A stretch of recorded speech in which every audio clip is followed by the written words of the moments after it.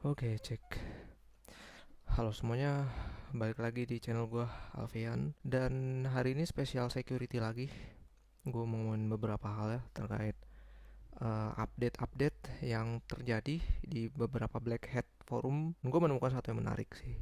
Beruntungnya kalian bisa menemukan video ini. Dan ya, ini salah satu forum tools for you, ini reverse engineering forum ya. Gue banyak belajar dari sini terkait dengan malware analysis dan juga ini beberapa bagaimana caranya kita nggak debug kalau misalnya software ada yang diprotek kayak pakai udah di packer atau di dan lain sebagainya, nge-unpacknya gimana pakai ini Skilla DB sama X64DBG. Ini pakai library anti debugger, nanti kita bisa baru debug.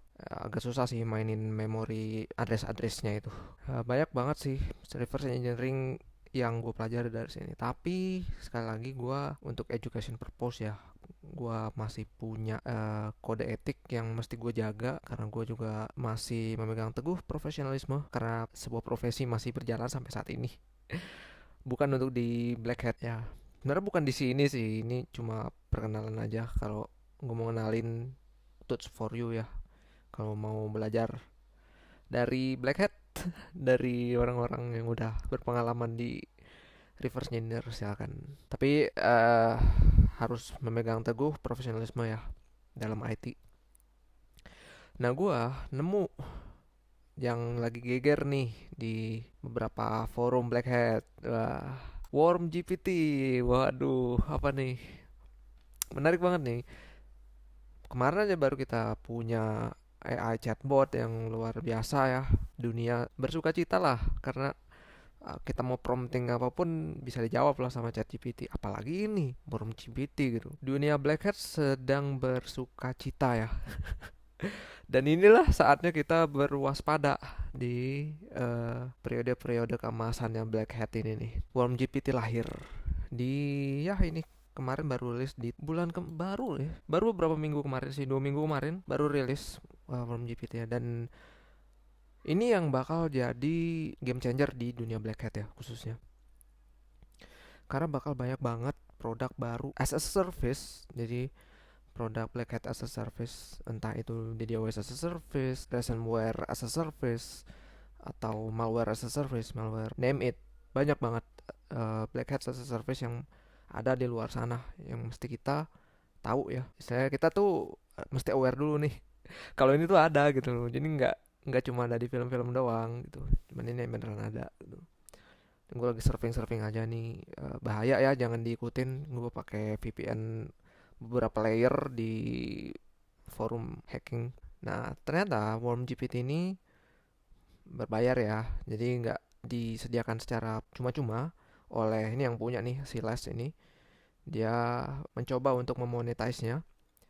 Monthly-nya 60 euro, yearly 550 euro. Dan kalau mau dipasang di mesin kalian sendiri itu 5.000 euro. Dan ini sorry, disclaimer, ini untuk education purpose. eh gue nggak saranin kalian untuk beli atau mencoba service ini ya. Tapi kalau memang untuk education purpose kalian beli untuk beneran riset penelitian untuk education, it's okay, beli aja. Resiko kan ditanggung masing-masing. Tetap ingat code of conduct dari profesionalisme dalam IT ya. Dan opini gue nih, gue pengen menyertakan opini gue juga. Dan ya, karena ini Black Hat allowed di sini, dan walaupun mereka klaimnya mereka punya privacy fokus lah dalam produknya mereka nih, si Worm GPT ya. But for me, there is no guarantee at all. Kalau lu nge-akses ini, nggak ada garansinya sama sekali sebenarnya. Lu bisa aja masih kena uh, sesuatu lah di sana. Makanya mesti hati-hati juga sih kalau memakai ini. It doesn't rule out that FBI will come to your home really soon. Prediksi gua ya, terutama Black Hat ini bakal menjadi sangat berkembang ya. Proliferationnya semenjak kelahiran si Worm GPT ini menurut gue bakal jadi berkembang dan random banget. Cabangnya banyak banget. Karena beberapa use case hacking ya itu lebih mudah daripada nge-secure-nya gitu. Misalnya DDoS, apalagi banyak lah. Ya it depends on the use case, gimana cara nge-aksesnya dan targetnya sistem apa, itu tergantung ya. Nge-attack itu lebih mudah daripada nge-secure. Nah, kalau misalnya nggak dibarengi sama awareness dari pemerintah untuk tetap menyelaraskan profesionalisme ya di semua aspek dan kalangan, ini bakal jadi bahaya sih, dangerous.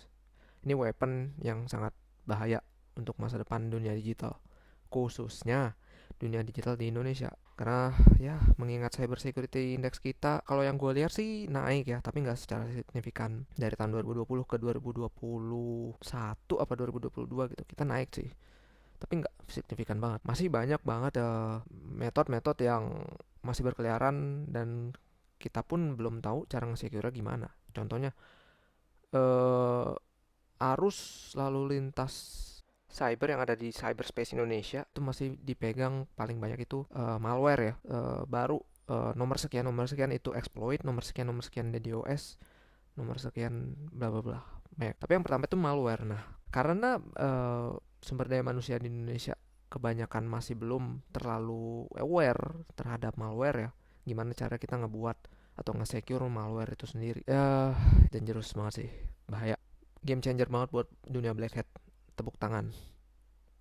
Nah, inilah yang harus diwaspadai dan juga awareness itu harus tetap di-maintain ya oleh pemerintah. Karena sebagai contoh aja, di tahun 2021 kecolongan kita gede banget. Kita hampir rugi bisa jadi ya 600 triliun kalau memang itu benar. Tahun 2021 itu kebocoran data terbesar yang pernah ada dalam sejarah Indonesia di bahkan di dunia. Kalau bisa dihitung itu paling gede sih. Maksudnya datanya itu loh banyak banget. BPJS Kesehatan.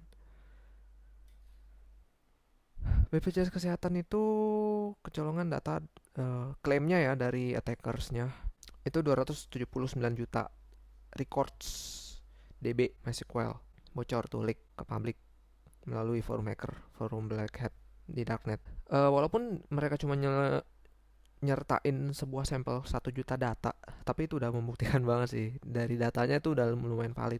Datanya lumayan bagus ya kalau lihat dari sampelnya. Tapi kan data itu new oil bang buat Indonesia. Ya itu justru itu. Kita mesti lebih kuat lagi di beberapa sektor, terutama yang sektor yang benar-benar udah banyak banget kena nih. Gak cuma pemerintah ya, semangatnya adalah semua harus berkolaborasi dalam sini. Kalau itu dari sektor healthcare ya, healthcare agency, jaminan sosial di Indonesia, BPJS gitu kan. Yang kedua dari sektor, sebenarnya banyak sih sektornya, tapi yang baru kemarin aja, recently we acknowledge that in banking industry BSI ya, Bank Syariah Indonesia leak juga termasuk internal data dan juga internal user data juga, dan tapi metodenya beda. Kalau yang pertama yang BPJS yang gue baca itu metodenya pakai DB. Jadi ada user DB to admin dan mereka cuma kompromis lah dari user yang punya permission tersebut DB to admin karena dia lumayan powerful usernya, super admin lah kalau di DB ya. Sebenarnya gue agak lupa sih MySQL apa Postgre. Intinya itu punya super user DB to adminnya. Nah itu datangnya bukan dari service utama, service BPJS utamanya, tapi dari service yang lain dan itu terkoneksi dengan si credential DB to admin ini yang punya super user. Dan akhirnya itu bisa ngacak-ngacak lah, gampang lah, SQL injection dan lain sebagainya mungkin bisa ketemu di sana dan bisa cari tahu vulnerability-nya. Dapat lah itu DB to admin sebagai user ya, bisa diacak-acak deh. Nah baru kalau yang kedua, yang BSI itu metodenya ransomware. Kalau ransomware, kalau teman-teman belum tahu, itu ya mereka menggunakan sebuah script ya. Script itu udah bisa nge-spread secara otomatis. Mereka bisa berkembang biak secara otomatis. Mereka bisa nyembunyiin diri mereka sendiri secara otomatis di sebuah sistem. Setelah itu kalau sistemnya terkoneksi dengan sistem yang lainnya, networknya, itu bisa ngirim secara otomatis ke network yang ada yang terkoneksi. Lalu bisa nyembunyiin diri di PNG, di image dan lain sebagainya. Itu lumayan menarik ya, cara bagaimana berkembang biaknya si script ini, si script ransomware ini supaya ini. Nah setelah diinfeksi ini, misalnya ada beberapa directory yang udah ketemu ini penting, di lock lah itu directory-nya, di encrypt lah semua file-file yang ada, baru dikeluarkanlah instruction bagaimana cara menebus ini, dan dikirim juga. Nggak cuma itu yang folder yang udah di lock, yang udah di encrypt itu dikirim juga ke sistem mereka, ke API mereka lah mungkin ada. Jadi mereka punya datanya juga sebenarnya. Baru mereka ya itu tadi ngeluarin instruction.txt yang bakal gimana cara nebusnya, gimana cara bayarnya, gimana cara ininya di forum apa, di link mana, link tor mana, biasanya .onion itu ya, kayak gitu sih. Itu gambaran high level. Dan ya kembali lagi nih ke Worm GPT ini, lumayan kalau gue mau tunjukin contoh ya, contoh prompt. Nah ini contoh prompt yang ini, bayangin kita udah kayak pakai ChatGPT aja, kita bisa ngegenerate Python script malware dengan satu kali enter aja, apapun yang ada.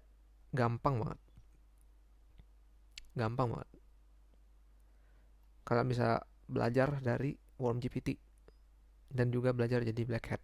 Sorry banget, dan itu nggak direkomendasikan ya, karena masih banyak kok belajar di ethical hacking dengan ya yang ada, forum-forum yang ada. Dan oh ya, nggak cuma ini yang bikin khawatir adalah, oke, tadi kan ini sebuah produk ya, dan kalau menurut gua ini nggak affordable banget buat hacker-hacker kecil lah, hacker-hacker retail lah gue sebutannya.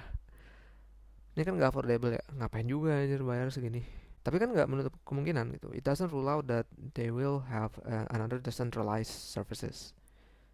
Bukan dari dia, bukan dari si Les ini, tapi misalnya ada seorang black hat, he wants to leveraging this service as a root service, as a baseline, and they will create a decentralized services, and yeah, they will make money for that. They will make a business in a retail dengan harga yang lebih murah, cheaper and affordable for every retail hackers.